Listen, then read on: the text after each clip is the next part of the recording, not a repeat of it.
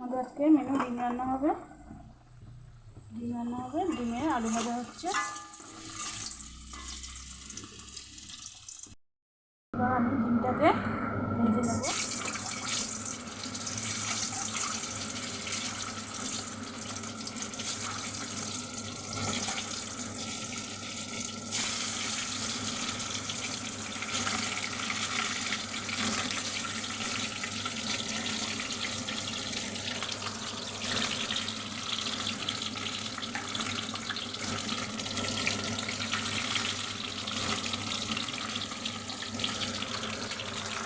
লবণ, সামান্য লবণ হলুদ দিয়ে ডিমটাকে ভালো করে ভেজে নেব।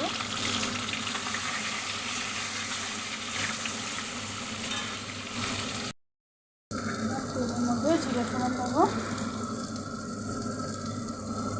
ডিমের পেঁয়াজটাকে ভালো করে ভেজে নেব।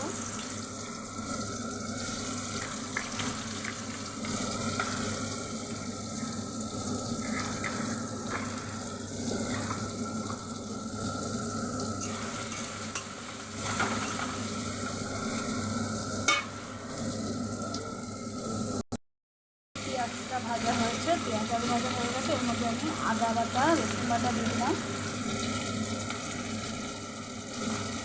দুধের গুঁড়ি, সামান্য পরিমাণ লবণ দিয়ে মশলাটাকে কষিয়ে নেব। কষানো হয়ে গেছে, এবার আমি জল দিয়ে দেবো।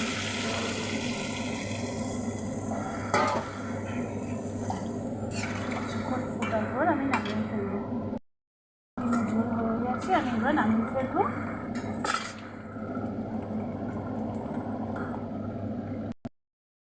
ডিমের ঝোল রান্না কমপ্লিট।